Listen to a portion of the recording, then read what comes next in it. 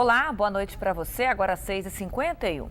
Em menos de 24 horas, 2 pessoas morreram e outras 2 ficaram feridas em Taubaté. Os crimes foram em bairros diferentes da cidade. A polícia investiga se há relação entre eles, a não ser, inclusive, o possível envolvimento com o tráfico de drogas. Taubaté está entre as cidades mais violentas da região. De janeiro até setembro, 43 pessoas foram mortas por criminosos. Mesmo assim, a polícia afirma que está com um bom índice de esclarecimento dos casos, 60%. Rua Teófilo Augusto de Campos, bairro Esplanada Santa Terezinha, em Taubaté. Foi neste local, repleto de residências, que 2 homens acabaram baleados. O crime aconteceu por volta de 8h30 da noite. As vítimas estavam próximas da igreja quando foram alvejadas por 4 homens que passaram de carro. Um deles, de 40 anos, levou um tiro no rosto, chegou a ser socorrido, mas morreu no hospital. O outro continua internado e não corre risco de morrer.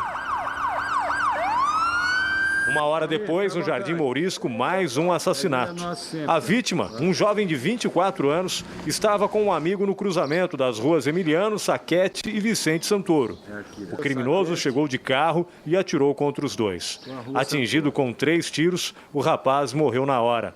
Segundo este parente, que não quis ser identificado, ele era casado e tinha 3 filhos. O David é uma pessoa muito boa, decente, trabalhador, tudo. Tava aí, aconteceu o que tem que acontecer, mano. O outro jovem, de 20 anos, recebeu 2 tiros, foi socorrido e está fora de perigo. Com medo, os vizinhos não quiseram falar com a imprensa. Taubaté está entre as cidades mais violentas da região metropolitana do Vale e Litoral Norte. De janeiro a setembro, 43 homicídios foram registrados pela Secretaria Estadual de Segurança Pública. 1 a menos em comparação com São José dos Campos e Jacareí.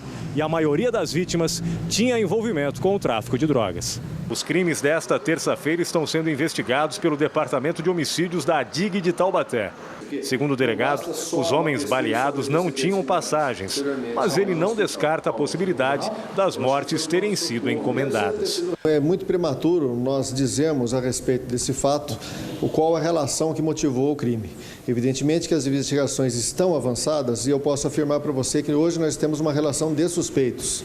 Grande parte dos homicídios ocorridos, eles tinham uma certa ligação com o tráfico de drogas, mas a princípio não podemos afirmar, mesmo porque as investigações ainda estão em andamento. Os bairros Esplanada Santa Terezinha e Jardim Mourisco lideram a criminalidade em Taubaté.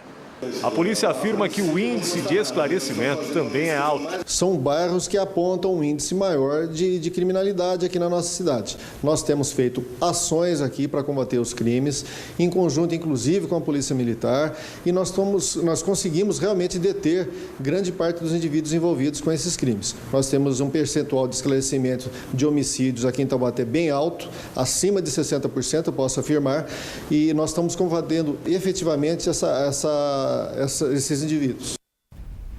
A Prefeitura de São José dos Campos e a Secretaria de Estado da Segurança Pública assinaram hoje à tarde o convênio para a implantação da atividade delegada no município. Na região, Taubaté e Caraguatatuba também já adotaram o chamado bico oficial dos policiais militares. Ainda não há data prevista para o início da atividade. Outra novidade é que a aplicação de multas de trânsito em São José poderá ser feita pelos policiais militares. São Paulo aprovou pouco mais de 2.000 pessoas no exame da Ordem dos Advogados do Brasil. Já Taubaté e São José dos Campos, juntas, aprovaram apenas 17% dos inscritos. O índice é preocupante. Para a presidente da OAB de São José dos Campos, o número excessivo de faculdades pode ser um dos fatores para o resultado. Para entrar na faculdade de Direito existe o vestibular. E no final do curso é preciso enfrentar outra peneira. O exame da Ordem dos Advogados do Brasil é obrigatório para quem pretende exercer a profissão. Laís se formou no ano passado e já conseguiu a tão sonhada aprovação. Hoje, ela exibe orgulhosa a carteira de advogado. Você se forma, estuda durante 5 anos e não ter a carteira da OAB fica meio no ar, né? O que você fez durante esses 5 anos. Aí você se conseguir ser aprovada é realmente uma etapa concluída na faculdade. A prova é dividida em 2 fases. Na primeira, o bacharel em Direito enfrenta 80 questões de múltipla escolha. Na segunda, é submetido a um teste prático, em que precisa redigir um processo e apresentar soluções. Essa é a parte mais difícil, principalmente porque você tem que acertar na escolha da matéria. A escolha da matéria de segunda fase é o candidato que escolhe. Então, eu indico para as pessoas que vão fazer, a melhor forma é escolher a matéria que gosta, não a mais fácil, porque você vai ter mais facilidade para estudar.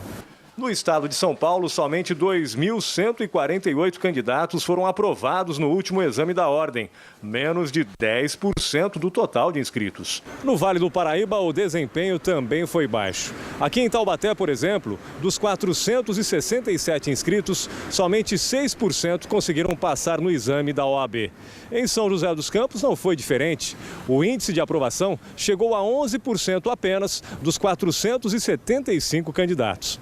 A presidente da OAB de São José dos Campos aponta o número excessivo de faculdades como um dos fatores para o resultado. Os professores têm que estar bem preparados. Não adianta você ficar abrindo várias faculdades e colocar pessoas que não estão preparadas para ministrar as aulas. As pessoas têm que ter um conhecimento geral, cultura específica, né? Porque o direito é só cultura, é só informação. Então, além disso, eu acho que esse resultado se deve também ao despreparo dos alunos.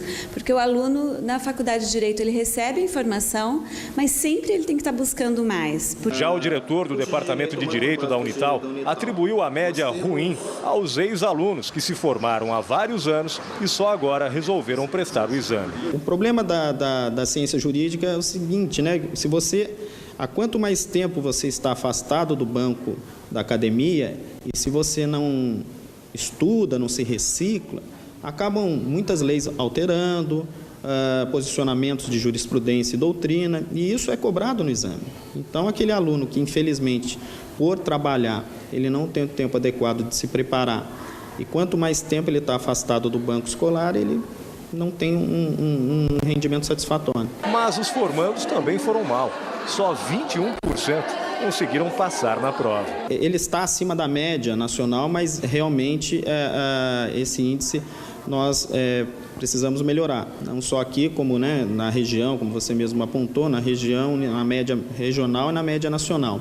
Para quem já superou o desafio, a dica é não se contentar apenas com os ensinamentos da faculdade. Para a primeira fase, eu acredito que estudar em casa é o suficiente. Eu fiz isso com as matérias que eu tive mesmo, com questões múltiplas escolhas. Agora, a segunda fase é necessário um cursinho, porque os professores vão te indicar, eles já sabem o que tem caído nas últimas provas, eles sabem quais são as questões com mais probabilidade de cair, então eles vão te direcionando. Estudo na segunda fase é ideal que seja feito com um cursinho.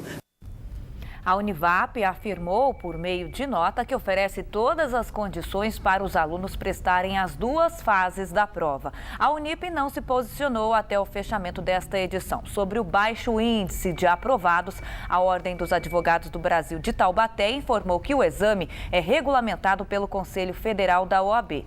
E esse resultado mostra a necessidade da obrigatoriedade das provas. Veja a seguir, Banco de Sangue reforça a campanha de doação para garantir o estoque no fim de ano. E mais, a previsão do tempo para amanhã, véspera do feriado da República. Não perca, agora às 7h05, aliás, 7 em ponto.